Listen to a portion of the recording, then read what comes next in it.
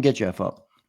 All right. Jeff Kerr now joining us here on Birds 365. Jeff, what's going on, man? Welcome to the show on this Football Friday.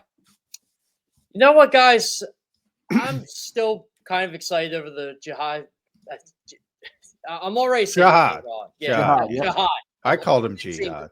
To Yeah, Howie. To Howie's face. Yeah, I did it last night too. It happens. But I'm excited over the pick. I really am. I'm sure you talked about John. They found their Andrew Van Ginkel. They really did. Yeah. Yeah. I hope people recognize it. So, but we'll talk about Jihad. But I was talking about the quarterbacks, and I wanted to talk to you because a lot of people say next year's class is loaded. I don't think it's loaded. We've never seen Arch Manning do anything except his surname. He couldn't beat out Quinn Ewers. Nobody's talking about Quinn Ewers. And then your guy, Drew Aller. I mean, he was brutal. Drew Aller is the reason. Drew Aller's the reason Penn State did not play for a national championship this year. Yeah. So those are the two top guys. That's not Caleb Williams, Jaden Daniels, and Drake May. So is it better than this year? Yes. But is it drop down phenomenal? No. And I'm sure some guys will jump up and there'll be other, and that's the way it happens. But I will say this about Drew Aller. He can raise his draft stock significantly. Oh, Jeff, I firmly believe he would have been a first-round pick this year. I do too. Even coming off that game. Yeah. It's a trade, yeah. He was one of those guys. Well, I was told he had so much to prove to himself this year, and he really wants to win a national championship. He took the responsibility on his shoulders. What I said earlier, that he's the reason they did not play for a national championship, and that's a loaded team he's got coming back. And they were a loaded team last year, as we saw with the first round last night. Yeah. Yeah, no doubt. We'll get to the Penn State guys and Martin Frank's Michigan club beating you out. But man, Michigan, a lot of good players taken on that team. We'll start with Jihad. Yeah, boy, I think there's going to be a lot of misunderstanding about this pick. And we've already gotten it with, oh, you got your replacement for N'Kobe Dean. Not necessarily. Yeah. Well, Howie said, nope. Now, I always say, hey, Vic will do what he wants, as he proved with Zach Bond. So if he gets his hands on him and says, you know what, I do think he's a middle linebacker, but I don't see that. I see edge rusher before off-ball linebacker, not off-ball linebacker before edge rusher. What is Jeff Kerr's viewpoint? Yeah, I'm kind of, based on the way Howie talked last night, I kind of think he's going to be an edge rusher for this football team. That he will play some off-ball linebacker, but honestly, John, doesn't it feel like this is how they wanted to use Zach Bond last year, and they kind of pivoted? Yes, right, exactly. And they wanted to sign Andrew Van Ginkel, but they weren't comfortable because he was coming off the list rank, and he was going to get a lot of money, and they weren't going to be able to look at him run before they had to commit that money. And they went in a different direction, and they tried to replicate it with Zach Bond. And then Vic got a look at Zach Bond and said, no, I think he's more of an off-ball linebacker, and it worked out perfectly. But to me, this is the flat defender. This is what Vic wants, and what he had in Miami with Van Ginkel. This is the player they want to fill that role. Yeah, I'm actually writing about now for CBS Sports. They got the player Vic Fangio has coveted for a year. Right. And yeah. You like the pick, though, Jeff, at 31? I mean, you had other guys like Ezra Rocco on the board. You know, some people thought they were going to go that route. What do you think of the value, the player that they decided to take? Like, are you good with all those things? You like the pick? Yeah, I do. Honestly, I thought they were going to get him higher, you know, when they were trading up. John and I were talking about this last night. Okay, what player were they interested in that strongly to trade up to 22? And, you know, we were going through names, and Jihad Campbell was one of those names. And, yeah, I like the pick. You only gave up a fifth-round pick. Kansas City really threw you a bone. And look, that's what it's worth to go at one spot in the first round. But they made sure they were able to get him at 31 and just gave up one of those 4 fifth-round picks, which the bold prediction I always joked, oh, they will not make all 4 of those fifth-round picks. Right. and it is true. They did not. But, yeah, look, I kind of agree with Roseman. Maybe he's not a top 10 player in this draft, but when I did my mock draft and I did it based on the best 32, I had Jihad Campbell at 15. So pretty good. Yeah, I think everybody had him pretty much as a top 15 player. But I have to admit, part of the reason why I didn't connect Jihad to the Eagles was, I didn't think there was any chance he'd be there that late in the process. And, teams got concerned about the shoulder and all that kind of stuff. But I also did not think the Eagles would envision him as an edge rusher, which I thought he was. Zander can tell you. I said, he looks like an edge rusher to me. And they did, despite the lack of size and all those issues. But the fact that they looked at this player as a difference maker, sort of like, remember when Howie describes Saquon bringing him in on offense? He said, well, yeah, he's a running back, but he's a weapon. I think this is, and I don't want to compare him to Saquon, but I think it's the same mentality here. It's not about defensive end. It's not about middle linebacker. It's about weapon. It's about he can move all over the place. And they've never really had that type of player. It's going to be interesting to see if he can develop. And look, they needed pass rushing help, and I believe they got pass rushing help. Now, I still say the Giants' offensive line is better than the Eagles, but that's not a slight on. It's not a slight on the Eagles. That's just the reality of it. But I mean, the Giants do have a stacked deal. They have Abdul Carter and Dexter Lawrence on their defensive line. Abdul Carter, Dexter Lawrence. Evidently, Jeff was getting shit for saying that. I'm like, who's arguing that? Come on. You got your Eagles glasses on. You know what? I get shit for a lot of things these days. Apparently, saying the draft class sucks isn't. It was not a good first round last time, but I think the Eagles got one of the good players in the first round. I do. I agree with you, Jeff. What do you think overall of the first round? With the quarter, Shadur obviously slid all the way down. He's going to go into maybe the second round here. I thought the Browns A+ for Andrew Berry. I thought he won the draft last night. Just some of the storylines, Jeff, that you liked last night that stuck out to you. I know you're tight on time. We do appreciate you giving us some of your time today. No, it's kind of crazy, right? So I don't mind the Jaguars giving up all they did. I think they gave up way too much, but Travis Hunter and Brian Thomas is going to be a lot of fun. And there's going to be a significant amount of pressure on Trevor Lawrence. But man, the Browns cleaned up. When you get 36, when you get a first-round pick next year, look, the Browns did what they were doing. I think it was, look, if we can get Travis Hunter, awesome. I heard they did like Abdul Carter. That's why I was kind of laughing in the back of my head. I'm like, watch Abdul Carter somehow not go to the Giants. And once Cleveland traded out, I think we all knew he was going to go there. But I'll give the Giants credit. Like, I don't know if Jackson Dart's going to be any good or not, but you traded up 8 spots. You didn't have to give up much, and you got the quarterback really. From a value perspective, the Giants finally played it right. That's what I said as well. Yeah. So I don't mind that. Look, I love Colson Loveland. I think he's a great player. Tyler Warren's a better player than him. Yeah, he is. Penn State and you is shining, Jeff Kerr. The Bears screwed up. They should have taken Tyler Warren. I agree, but you know what? I don't think look. Remember who the Bears coach is.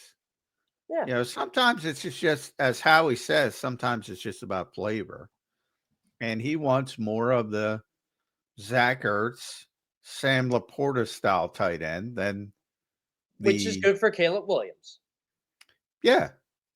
So I don't have a problem. I usually rep Chicago. I agree with you. I think Warren's better, but I think for Chicago, Loveland might be the better fit because he's the better receiver. And they don't really care about the other aspects of it. Can I say too? I love the Steelers pick, Harmon. Yeah, I like Harmon too. I can't like the Steelers pick. I can't. I like it there. Mason Rudolph is at the top of their quarterback depth chart. But who did you want them to draft? Jackson Dart. Yeah, I'm not going to disagree with you. I mean, it wasn't going to be. No, I'm not saying that's going to be because I'm not tremendously high on Jackson Dart, but there is a point. And yes, I'm going against my traditional thinking. when you are that bad at the most important position, you need a quarterback to win. Yeah, but where's the value? Like, let me ask you this: Would you rather have Jackson, Dart, and whoever they would take in the third, or would you rather have Derek Harmon and then maybe they get a Will Howard, a Kyle McCord, a Dylan Gabriel, one of those guys? You know what I mean? Like 99% of the time, I'm with you. When you don't have anything at the most important position, you got to be able to line up. How much of a difference, though, is there, John, in your opinion, from Jackson Dart to Will Howard or Kyle McCord or Dylan Gabriel? Well, Dylan Gabriel, not much, because I like Dylan Gabriel. I like Dylan Gabriel, too. But he's just, he's got physical limitations. But I put this out last night regarding Shadur Sanders. I didn't tweet it, but I'm talking about this with my coworkers in the CBS Slack room. If Shadur Sanders' name was, and I'll just use an example, Zander, because I'm just looking at you right now. If his name was Zander Krause, do you think he's a first-round pick? No. That's Dion. That's Dion and his hype. Dion cost his son. I got a kick out because I got some people on social media saying the NFL is trying to put Shadur Sanders in his place. I'm like, where do these people live? I thought Albert fantasy nailed it when what he put out about Shadur. I don't know what he put out, but I assume he just put out that this isn't actually a second round. Yeah, most teams didn't have him as a first round grade, so it's not really a slide. How long have I been saying that on this show? A long time. And here's the thing: just because Shadur Sanders falls in the round 2, doesn't mean he's not going to be good. Oh, there's a round 2 quarterback in Philadelphia that's pretty good. Yeah, he just won a Super Bowl. See this, Jeff Kerr? Zander, name alone is first round. You see that, Jeff? Yes, I'm taking first round, brother. Yeah, see, there you go. Zander Krause in the Jeff Kerr mock draft. I take Zander Krause too. Jeff, round 2, round 3 coming up tonight. Who do you think on the board that sticks out for you for an Eagles target maybe tonight? I know they're 64 and 96. Yeah, see that's they're the kind problem. of in a position. Yeah, they're at the mercy of everybody else. But do they trade up? Do you think there's a guy that they might target tonight? Who do you like as a fit for the Birds in rounds 2 and 3? I mean, look, they do have draft capital to trade up if they want to do it. Those 5th-round picks, you can move up a couple spots if you really want to. But I got to see how the top of the second round plays out first. I mean, this draft is I'll say, I'll be honest, it's very unpredictable where I think someone's going to go at this point. Yeah, I think some of the people that the Eagles are not interested in, if they start going, that's obviously a positive. So Travion Henderson, for instance, good running back from Ohio State. You want players like that to go. You want the quarterbacks to go too. Quarterbacks, obviously. Even the Mike Greens, you want Mike Green to go. Nick Amenwari, I think he's a strange one. That was my so I did 5 stubs in the first round, and you just mentioned 2 of them, Mike Green and Nick Amenwari, and it's weird because I don't see any questionable issues with Nick. No, I just think he's not like he's a complete athlete. I don't think he's that good of a football player. Yeah. You know what? The reasons why I said he wasn't picked in round 1, I just don't think teams pick safeties in round 1. Except Malachi Starks. Well, he was the best. He was for best our guy Brian Pumper, who's not a big Malachi Starks fan. But I'll take the Ravens. Who makes better decisions than the Ravens? With the possible exception of the Eagles. All right, here's one of my favorite things of the draft. Teams just let the Ravens, Eagles, and Chiefs get good players every single year. I know. You wonder what the Chiefs win, guys. Like, this is it. They got their tackle. And the Steelers used to be in that group as well. Then the Steelers are living off the 70s. They really are. The worst thing that ever happened to the Steelers was them winning 2 titles in the 2000s, because then they act like, they're the city of champions, this or that. And look, it's a proud franchise, don't get me wrong, but they haven't done anything relevant in 10 years. Well, yeah, they do stay over 500, so you got to give Mike Tomlin credit for that. Well, Mike Tomlin's a really good coach. But I think I'm trying to word it because I love Mike Tomlin as a coach. Well, they did. They shouldn't have waited till Ben Roethlisberger was that's the gone. issue. It's this is above Mike Tomlin. They should have addressed this 5 years ago. They overvalue Mike Tomlin and say, okay, we can have a shit roster, and Mike Tomlin is going to get us out of it. Yeah. Well, he will. He will. Will they go 500 with Mason Rudolph as the starter? No. Above 500. But they might with Dylan Gabriel or Kyle McCord. That would be I'll tell you what, that would be a trick, man. If he does that, not that he's going to the Hall of Fame anyway, but that would be impressive. Hey, I'm the jerk who thinks Kyle McCord and Will Howard are better than quarterbacks that are going to be taken before him. Bro, dude, you put one of those guys. Dude, I've said pretty consistently who can play the position the best is Dylan Gabriel. Oh, Dylan Gabriel's a stud. He's just small. Yeah, he doesn't have the physical traits to play in the NFL. But as far as handling the position, he's the best in the entire class. And he did at multiple schools. Yeah. So there's some, you mentioned McCord and Will Howard. Sort of, I get those two mixed up from their Ohio State days. Well, they both played for Ohio. I like McCord better. In fact, Ohio State basically I like McCord. I don't understand. I like McCord better than Howard, but I think most people like Howard better than McCord. I think they like Howard's physical traits, but I think McCord is a better quarterback. Yes, McCord's very accurate. I think with DK Metcalf over there and George Pickens, he could do some good things. Jeff, thank you for giving us some time today, brother. I know you got swamped with work in the NFL draft and you carved out some extra time for us. We appreciate that very much, man. Good takeaways from the draft, and hopefully we'll talk to you on Monday after this thing wraps up, man. Thank you so much for joining in. By the way, Zander, one more. I love the Bucs pick. I love Abuk. That's one of my guys. I love that. You got a lot of weapons over there, man, in Tampa. Yeah, that's a good pick. I thought he was worth a top 20 pick. I thought he was going to fall. I thought Tampa would go defense. Yeah, I thought he was the best receiver in the draft, but I thought Tampa would go defense. I'm surprised by that. Yeah, I think they saw an opportunity to get him, and it's like you said last night, John. That Mike Evans is going to be replaced at some point.